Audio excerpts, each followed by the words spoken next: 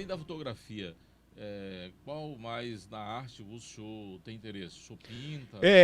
Eu uma vez, violão? não, eu não, tocar violão, minha família toda, inclusive minha mãe tocava violão, a minha mãe pintava, a minha mãe pintou, eu tenho vários quadros dela na minha casa pintado por ela, e cada filho tem os quadros que minha mãe deixou.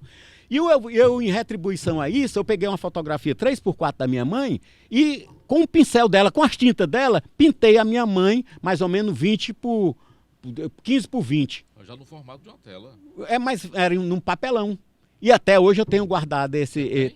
Tá guardado. E quem conheceu minha mãe, e se eu te mostrar uma fotografia real e mostrar o que eu pintei, há uma semelhança muito grande, capaz de identificar aquela pessoa como sendo a Lucy, minha mãe. O senhor pretende escrever um livro? Olha, eu acho que todo homem pretende escrever um livro. Não é seguindo aquele ditado que quem planta uma árvore e escreve um livro nunca mais morre. Não é isso, não. Se bem que isso tem muita verdade nisso aí. Mas eu pretendo escrever um livro. Só que eu não tive tempo ainda para mim. Eu não tive tempo.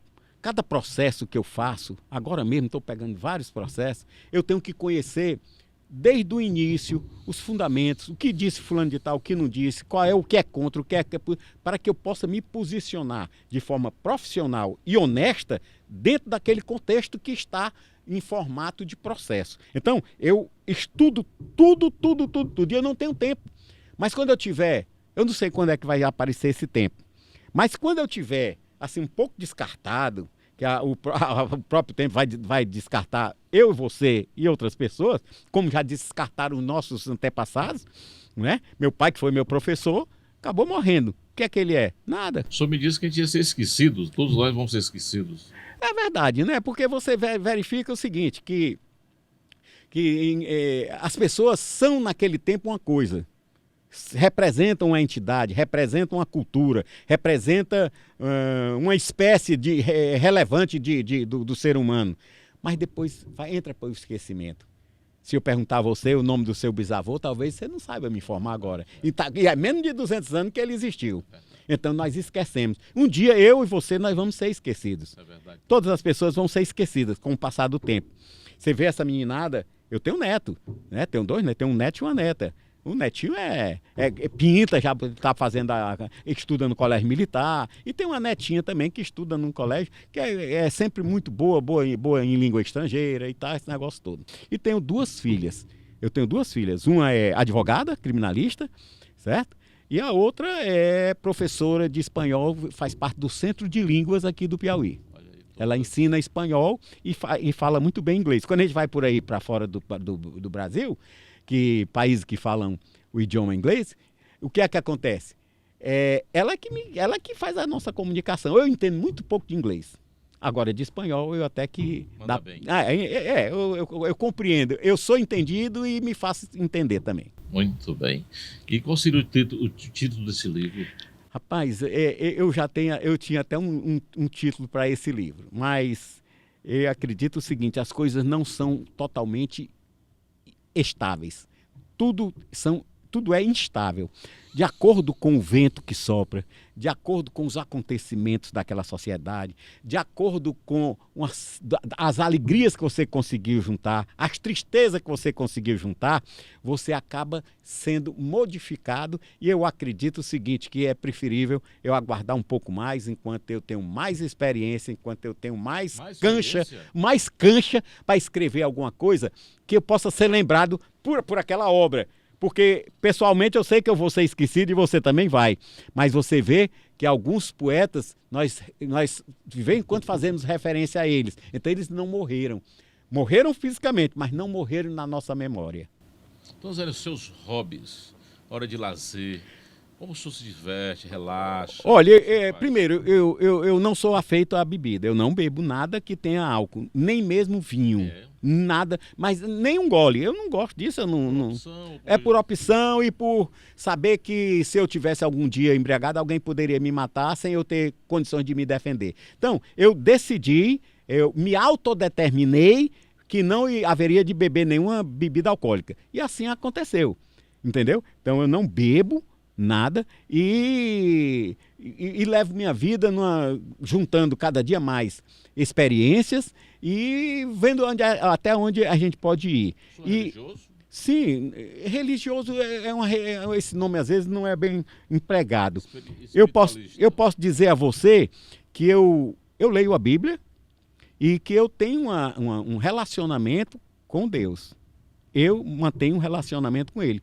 Muitas vezes, porque nós somos pecadores, todos nós, nós somos pecaminosos, nós somos temos essa característica. E diz a Bíblia que se você disser que não tem pecado, você já está cometendo um pecado. Porque a toda hora você tem pecado. E o pecado é exatamente, eu posso dizer a você, que é como se fosse uma parede que faz a separação entre o homem e Deus. Então, toda vida que eu vou pedir alguma coisa ao meu Deus, primeiro eu peço perdão a Ele por estar arrependido dos pecados que eu cometi. Não só os pecados que me lembro naquele momento, mas os pecados que eu possa ter cometido de forma involuntária ou desconhecendo que aquilo era um pecado. Você é um temente a Deus? Sim, claro, claro. O homem tem que ser um temente a Deus. O que é o homem? Eu acredito que o homem foi feito do barro, como tem lá na Bíblia, e foi feito à imagem e semelhança de Deus. Então, quando você vê o homem, quando terminou, acredito que já existia a Trindade, então Pai, Filho e Espírito Santo estavam presentes na hora da feitura do homem, da criação do homem. Ele deve ter olhado para o homem e deve ter dito assim, olha como parece conosco. Por quê? Porque ele foi feito à imagem e semelhança de Deus. Mas esse homem se descaracterizou quando ele enveredou pelo caminho do mal. Um homem que mata, um homem que rouba, um homem drogado, alguém pode dizer que ali é a imagem e semelhança de Deus? Está totalmente deturpado. É como se fosse, mas de forma distorcida, muito distorcida. Incapaz de se saber que aquele ali foi feito à imagem e semelhança de Deus. O senhor tem paixão por avião e moto. Fale pra gente dessa sua... Eu sempre gostei. Desde menino, e na minha época, tinha lambreta. Vespa. E antes da lambreta e da Vespa, tinha um negócio chamado Leonete, que era uma motozinha bem estreitinha, que tinha motor, funcionava, e eu já tinha aquilo lá, quando eu tinha 14, 15 anos, eu já tinha uma motinha daquela lá para andar. E depois comprei lambreta, né? Eu me lembro bem que tinha a lambreta LD, que era brasileira, e a LI, que era italiana. A LI tinha uma potência maior, era uma moto mais... E eu, desde esse tempo que eu tinha lambreta, tinha Vespa, tinha Leonete, e aí eu passei para moto. Comecei logo que eu já homem já formado, eu tinha moto, a CB400, que é da Honda, era grandona, todo mundo achava. CB400 hoje é uma coisa infantil, é para principiante. A minha moto hoje é uma BMW 1.200 cilindrada. Mas antes dela, eu tinha uma moto que era 1.700 cilindradas, certo? E essa moto foi muito interessante, mas ela ficou muito pesada. Era uma moto muito grande, com som, já vinha nela, certo? Da Harley. Era Electra Glide Ultra, certo? Muito boa, moto muito potente, muito forte, 1.700 cilindradas. Eu fui várias vezes com minha turma para Fortaleza. Pegava a moto aqui, como agora mesmo a gente está planejando a gente fazer uma viagem para Fortaleza de moto. E eu tenho meus colegas que vão sair para onde? O Ushuaia. De moto. Vão para a Argentina, vão para qualquer canto, saindo daqui de Teresina. Só que eu nunca fiz isso porque eu não tenho tempo. Eu não tenho tempo, demanda tempo. Eu não tenho um mês para poder ficar afastado das minhas atividades. Como foi que o senhor começou essa paixão pela aviação? Atualmente você ainda pilota aeronaves grandes? Olha, deixa eu dizer aqui para você. A pessoa quando nasce para ser piloto, você está bem aqui assim, passa um avião, você começa a olhar para cima. Você é atraído pelo som, pela imagem, você ainda não entende por que algo muito mais pesado do que o ar, por que ele voa, por que ele não cai, que forças podem atuar. Então eu, quando era delegado na Paraíba, teve uma pessoa lá no aeroclube de lá e que disse, rapaz, eu sei que você gosta de avião, vamos fazer um voo. E ele começou a fazer manobras, eu achei que ele pensava que eu ia dizer que estava ruim. Quanto mais a manobra fazia, mais eu me sentia atraído. Inclusive, o avião caiu de costa, lá em cima, várias manobras que dá aquela ideia de que você vai se despencar, quando na realidade tudo isso é controlado dentro de uma responsabilidade. Então eu me apaixonei muito pelo avião. E eu comecei a estudar. Que forças atuam no avião capazes de sustentar algo tão mais pesado do que o ar? Como é que funciona? E eu comecei a ver, certo? Os motores a reação, que se chama de motor a jato, e motor a hélice, que ele chama para frente por intermédio de um equipamento chamado hélice, conjunto hélice, que vai levando. E o ar que segura o avião não é aquele que passa embaixo, como as pessoas pensam, embaixo da asa. O ar que segura o avião é o que passa por cima da asa, que às vezes se bota num tubo de ar com fumaça, e você vê, quanto mais velocidade o avião estiver, mais grudado está. Quando você vai tirando a velocidade, aquele filetezinho começa a despregar. Se você não tiver cuidado, ele cai. Chama stall, que em inglês significa queda, não é? Então ele estola. E se você não tiver cuidado, você não sai do stall e vai morrer. O senhor entende de avião, hein? Eu tenho mais de 20 anos que eu sou piloto, eu tenho mais de 2.000 horas de voo. Eu sou piloto há muito tempo e minha carteira ainda está funcionando, está válida, está tudo certinho. Só que as minhas filhas me pediram em forma uníssona, as duas usaram a mesma voz, os mesmos argumentos para dizer que eu não deveria mais pilotar avião, porque estava com medo que eu fosse morrer, porque a pessoa com minha idade não pode mais pilotar avião só, porque eu ia para todo canto, ia para os outros estados, pegava meu avião sozinho, subia, entendeu? Às vezes ficava dentro das nuvens, guardado, e chegava onde eu queria. Só para você ter uma ideia, eu vim uma vez, meu irmão mais novo, que é o promotor hoje, comprou um aviãozinho que ele achou bonito, então era menino, mas cresceu. Aí comprou um avião em São Paulo e nós fomos buscar. Eu vim pilotando o avião de São Paulo para cá. Era naquele tempo da Copa que alguns aeroportos estavam interditados, não podia pousar.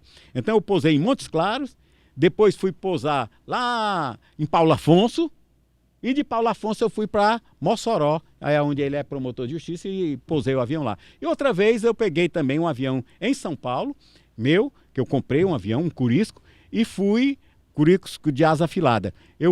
Vim também para esse foi direto para Teresina, né? Algumas escalas para abastecer e vim para Teresina. E aí vai, pilotando, claro. Sozinho. Não, eu estava com um colega. Explica pra gente esse negócio de ficar nas nuvens escondido.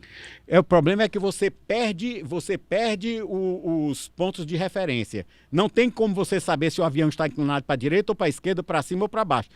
Se você estiver totalmente dentro das nuvens, você tem que confiar nos instrumentos. Nós temos instrumento, a gente tem um negócio chamado horizonte artificial, que ele dá em relação ao solo, ele diz se está inclinado para a direita ou para a esquerda ou se está nivelado, certo? Então se você for pela sua cabeça e deixar o instrumento, deixar de lado, você vai morrer, porque quando você pensa que está inclinado para um lado, você está para o outro lado. E aí vem na sua cabeça uma vozinha dizendo assim: se você não dobrar, se você não desinclinar para tal lado, você vai morrer.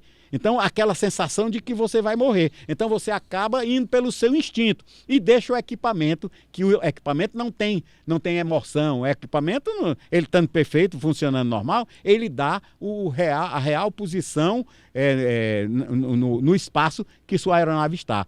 Eu fiz vários voos dentro das nuvens, inclusive com chuva, e o avião, aquele negócio lá, eu consegui, com sucesso, dominar o equipamento, né? Era um equipamento muito bom, inclusive meu último avião era um avião que comportava 7 pessoas, né? Grande, um avião que pega 420 litros nas duas asas, 420 litros, autonomia de 6 horas e meia, e andava com a base de 300 km por hora, mais ou menos. Dá para fazer que tamanho de voo? Dá para ir, por exemplo, dá para ir para Brasília direto sem pousar em canto nenhum. Dá para ir. Quantas vezes eu não fui na Paraíba, daqui para Paraíba, fui para o Rio Grande do Norte, vários locais, Bahia, direto. Muito bom. Tem alguma experiência que marcou muito na aviação do senhor? Não, eu tive o seguinte, a minha filha era a minha filha mais velha, que é professora. Ela saltou de paraquedas, ela era metida com esse negócio, fez salto de paraquedas e ela foi piloto de ultraleve. Piloto de ultraleve, fez o curso e ganhou, e teve a inauguração. Até aquele Rivanildo fez o programa com ela, o primeiro solo dela, e todo mundo bateu palma, aquele negócio, tudo perfeitinho. E eu peguei esse ultraleve dela e fui, um dia que estava em festa, o clube de ultraleve, e eu fui fazer um voo com o filho até daquele Silvio Leite. Que é um menino que na era pequena, filho da Joelma, com ele. Aí esse menino hoje é um homem já. E ele estava atrás. E eu fui fazer uma manobra e quando eu dei o comando, o tralevezinho não respondeu. E nós fomos ao solo, né? Houve uma precipitação. Não, ele não é. Pelo menos que eu saiba, não. E aí nós fomos a precipitação ao solo e houve um evento que...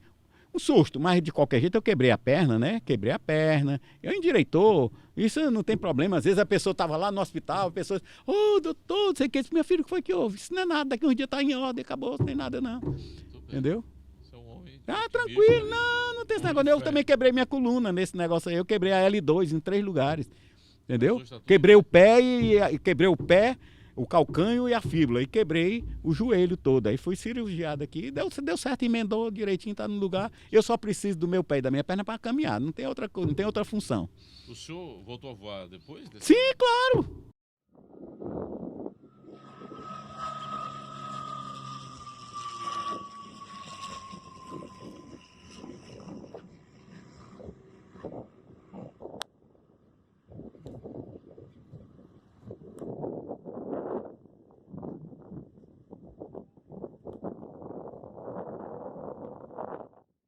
Isso foi no comecinho logo, entendeu? Aí depois eu voltei a voar, e eu ainda estava fazendo fisioterapia, eu peguei a pessoa que estava dirigindo o carro, rapaz, vamos lá, eu sonhei com o meu avião, eu queria ir até o aeroporto. Aí fomos lá, aí eu digo, fulano tal, tira o meu avião da garagem, do hangar, e bota ele bem aqui na frente. Não, doutor, você vai voar? Não, pai, porque eu estou com saudade do avião, eu queria ver. Aí agora bota a escadinha aí, que a gente sobe pela asa.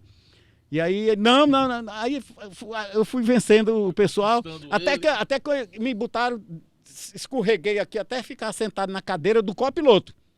Aí eu chamei um piloto, eu digo, você vai ficar aqui, você só faz alguma coisa se eu não tiver capacidade de administrar isso aqui. Fora disso, você não toca em nada. Foi o dia mais feliz da minha vida, porque eu decolei. E o cara disse, não, doutor, não vou não, se você pode bater aí, você vai ficar paralítico. Aí eu decolei, fiz voo, pousei, decolei, arremeti e fiz. Foi um dos dias mais que eu tenho na minha memória, como se tivesse acontecido ontem ou anteontem. Parecia uma criança. Uma criança, quando se dá um saco de bala. Ele vai fazer um rasante. Não, doido, ele vai fazer um rasante, eu não acredito. Vai segurar pra filmar. Caralho, viado, ó.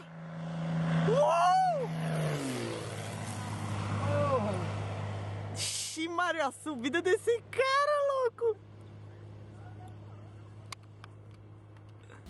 Já aconteceu alguma situação perigosa em um dos seus voos? Não. Aconteceu só o seguinte, uma vez que eu decolei de Teresina, do aeroporto de Teresina, eu ia pousar em Fátima. Nossa Senhora de Fátima, que fica ali na Cacimba Velho. Tem um clube de ultraleve, depois tem o aeroporto Nossa Senhora de Fátima. E quando eu estava decolando um urubu, eu peguei o urubu, ele bateu com força e ficou naquela caixinha ali do pé da hélice. E quando eu comecei a voar, eu vi que ele estava lá e com medo dele se despregar e bater no vidro, podia quebrar e furar a gente. Tem eventos desses que piloto já perdeu uma vista com a unha do urubu. E aí foi quando eu pousei em Fátima que diminuiu a velocidade e o urubu caiu. Esse foi o evento que... Interessante. Esse é o doutor Nazareno. Estamos aqui batendo um papo bastante descontraído. Um lado que ninguém conhece, né? Esse lado que ninguém conhece, um dos cérebros mais brilhantes, né? Opa, muito obrigado. Do direito. Muito obrigado, mas eu sei que é gentileza sua. Estado do Piauí, Ceará e Paraíba, né? Eu recebo como a sua gentileza. Qual foi o maior voo que o senhor já fez pilotando? São Paulo. Que tipo de avião? São Paulo. Eu fui em dois aviões. Um foi um Curisco, asa afilada, de São Paulo, do IMB, aquele aeroporto que tinha lá, para cá, para Teresina, certo? E o outro foi lá de Campinas. Campinas, Montes Claros, Paulo Afonso, Mossoró. Foi o destino final. Quando você fala asa afilada, é um atributo... Asa afilada significa que ela é uma asa que tem menos impacto com o ar. O ar, qualquer objeto que você tenha com o ar, ele serve de freio, ele segura o avião. Então, se a asa é grossa, ele tem uma área maior de impacto com o ar. Se a asa afilada, ele tem menos impacto com o ar. Significa que ele é mais limpo, como a gente diz assim. É um avião limpo, entendeu? Um avião que desenvolve mais velocidade. E moto? Qual foi a maior viagem que o senhor já fez de moto? Só Fortaleza, porque eu não tenho tempo. Gostaria muito, pessoal, muitos amigos meus vão para os encontros que tem em Brasília. Mas para mim ir para Brasília, não sei o que, vai demorar 2 semanas, uma semana e pouco, eu não tenho condição de Vai aguentar, o perder. senhor aguenta. Claro, eu estou no ponto aqui, meus amigos foram para Minas Gerais, me chamaram, eu quase ia, mas o problema é que o meu trabalho sempre esteve em primeiro lugar, certo? Eu sempre abri mão, eu me quedei sempre para o meu trabalho. E conte uma aventura inesquecível que o senhor teve em alguma viagem de moto.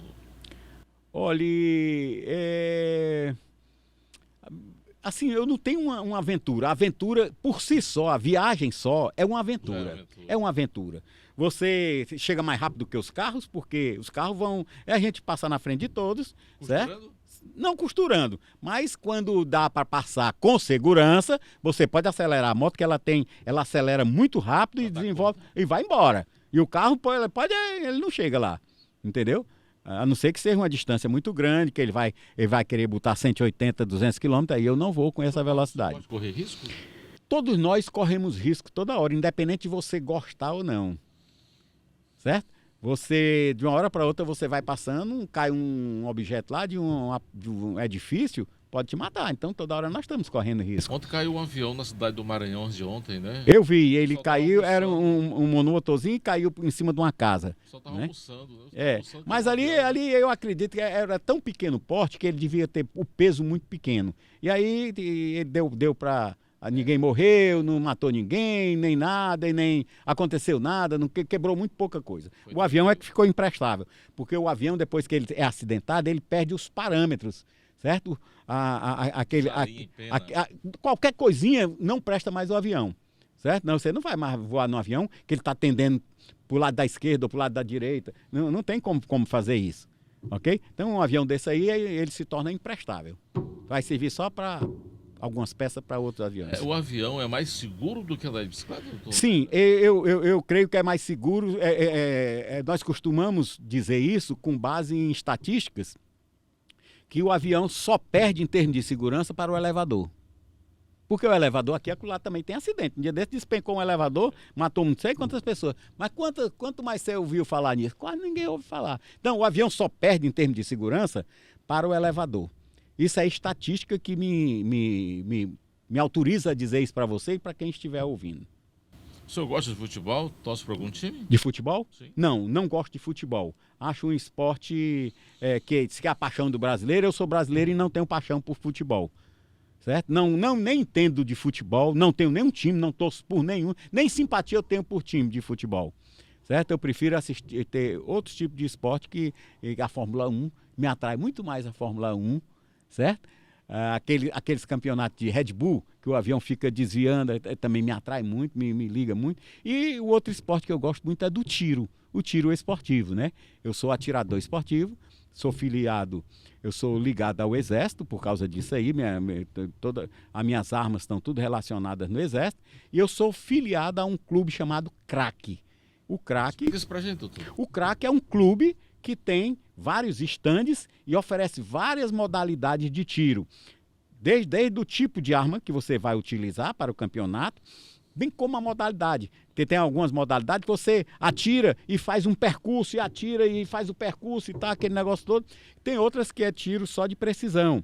Você está com o abafador aqui, está olhando, você conhece a sua arma, sabe a tendência dela, se é para a esquerda ou para a direita ou não, ou se ela não tem tendência, e você está tão acostumado com ela que você procura fazer, né? Você começa a ver desde a empunhadura, como se pega, como se empunha uma arma, né? Normalmente é isso aqui, ó. Você empunha a arma aqui, esses dedos aqui segura aqui. Se você for destro, a sua mão forte é a direita e a mão fraca é a esquerda. E quando você faz o aparelho de tiro, de pontaria, essa mão fraca é a que vai fazer mais força para evitar que esse aqui é só para poder direcionar e você ter a certeza que vai atingir o alvo. Interessante, né? E eu te convido um dia, se você quiser, para a gente ir no clube de tiro. Eu vou dar um instrutor para dar umas informações para você e você atira com a minha pistola. Eu tenho três pistolas, você escolhe uma que você queira atirar com ela. Só marcar que eu vou. Vamos lá. Você vai se deliciar, porque é uma coisa que não faz parte do seu dia a dia. É verdade. Certo? E do dia a dia de muitas pessoas que gostariam de frequentar esse tipo de esporte. Eu não uso um alfinete. Eu também não gosto de arma, certo? Eu acabo não gostando, mas muitas vezes, pela irresponsabilidade do Estado, que não cumpre o papel dele, e o papel do Estado politicamente organizado, um deles é dar garantia a mim e garantia a você. É a garantia pública, da ordem pública, é a garantia. Que garantia eu posso ter? Aí, aqui no Piauí, de vez em quando eu entro em conflito com algumas autoridades, que eles dizem aqui, não, sensação de segurança. Nós estamos passando a sensação. Sensação não é segurança, rapaz. Lá nos Estados Unidos, eles botam, no longo de uma rodovia, eles botam uma casinha com um boneco lá dentro. Você vê, pensa que é uma pessoa. Ali é para dar uma sensação de segurança, porque aquilo não dá segurança em quê? Um boneco que não anda, não olha, não examina, não raciocina, não faz nada. Ele vai me dar segurança? Não. Ali é a sensação. E aqui no Piauí inventaram esse negócio. É a sensação de segurança. O comandante da Polícia Militar no tempo desse. Não, mas agora a sensação de segurança, não quer saber de sensação, não, rapaz. Eu quero é efetiva. Eu quero é a segurança efetiva. Minha e sua e de todas as pessoas. É saber que eu vou até o centro da cidade e volto e que não vai me acontecer nada porque o Estado está cumprindo o seu papel institucional de dar garantia. Uma das obrigações dele é dar garantia da ordem pública, garantia para mim, para você e para todo mundo. Não particular, porque aí não é a garantia, é a ordem pública que tem que ser mantida. E não está sendo mantida a ordem porque nós não temos policiais. Faz o seguinte, não acredite em mim não, vá um dia de sábado à tarde, em qualquer praça dessa aí, vê se tu encontra um policial. Isso é verdade. E na hora que você estiver lá, que você sofreu um ataque, você disser assim, Estado, me socorre, cadê o Estado? O Estado está dormindo, em berço esplêndido, roncando, com o ar-condicionado ligado. Tem jeito para Olha, segurança pública? Tem jeito não a curto prazo, porque tem que haver uma consciência de responsabilidade, uma conscientização de que você é importante, a sua função é importante para a manutenção do Estado politicamente organizado. Então tem que ter esse crescimento intelectual para se entender que a segurança pública é essencial, é um serviço essencial. Sem segurança pública eu não saio para canto nenhum. Resultado, eu não gostaria de andar armado. Não gostaria. Acho que a arma é lá para o meu esporte. Mas muitas vezes você se vê obrigado porque sob pena de você estar colocando em risco a sua própria vida. Está colocando na mão de marginais. É um cara que não tem nada a perder, chega numa motocicleta, perdeu, e se você fizer qualquer movimento, o cara vai lhe dar um tiro. Verdade. Se é do cara me dar um tiro, se ele bobear, ele vai levar um também. Não sei como é que vai sair. Mas se vier, ou for lá no meu escritório, alguém que tiver mal satisfeito comigo com essa intenção, certamente ele vai bem prevenido. Mas se não for prevenido, talvez ele não volte com os pés dele, ele vai voltar em outra coisa. Você já participou de algum campeonato? Sim, já tenho participado.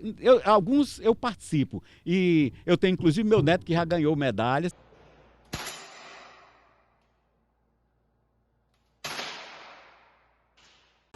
No balão. Isso, rapaz. Fogo. Muito bem, Davi. Muito bem. Acaba com tudo. Isso. Muito bem, campeão. Rapaz, você é uma potência, rapaz. Parabéns. E eu também ganhei uma medalha um tempo desse. Foi um campeonato feito na classe de advogados, certo? Advogados atiradores. Eu ganhei numa modalidade que era tiro longo, eu ganhei o primeiro lugar. Eu tenho, inclusive, fotografias subindo no pedestal no número 1 e ladeado pelo 2 e o 3. Muito bem, doutor Nazareno. Que papo bacana, hein? Mas você que torna possível isso aí. O senhor é que tem conteúdo, né? Basta a gente só sentar e já sai tudo. Doutor Nazareno, o senhor é a favor ou contra a posse de armas no Brasil? Explique rapidamente. A posse ou porte? Porque existe uma diferença muito grande, hein? Qual é a diferença, doutor Nazareno? A diferença é a seguinte, a posse é a detenção física da arma em determinado local. Ou que seja no seu escritório, ou que seja na sua residência. A posse é possível, é legal e é previsto em lei, por isso é que é legal. Então você pode requerer a posse de arma para, por exemplo, do seu escritório, Sim. se vier um bandido aqui, o que é que você vai fazer? Vai se ajoelhar perto lá? Pelo amor de Deus, não me mata. Não, o cara mata de todo jeito. Então, a posse de arma é isso aí. O porte de arma é aquela situação que o Estado diz que, por necessidade devidamente demonstrada, a Polícia Federal, que é o organismo legal para conferir o porte de arma, depois de avaliar toda a situação, certo? Depois de você demonstrar que você não tem nenhuma passagem pela polícia, que você é totalmente limpo e que você tem uma certa intimidade com aquele equipamento, que você não vai fazer um... Então, depois de tudo isso, e demonstrou a real necessidade de ter um porte de arma, a Polícia Federal lhe dá um porte de arma. E esse porte de arma você pode andar com ela em todos os locais, com raras exceções, em algumas exceções, certo? Então, tem algumas exceções que você não pode estar portando, mesmo você tendo porte de arma, ok? Muito bem, doutor Nazareno. O polêmico caso Fernanda Lage, doutor Nazareno, ela se jogou ou foi morta? Olha, na realidade eu fui advogado do Givago nessa época aí e nós tentamos esvaziar todas as possibilidades de que Givago era o autor, como teve um jornalista que foi implicando, dizendo que era ele, que não, aquela história toda. E é aquele negócio, uma mentira contada repetidamente, a tendência, tem uma tendência de se tornar verdade. Dizia Goebbels, né? Não é? Do Hitler. Isso. Então, você contar uma mentira bem estruturada, repetir na rádio, não sei o que, você sabe que os meios de comunicação influenciam diretamente as pessoas.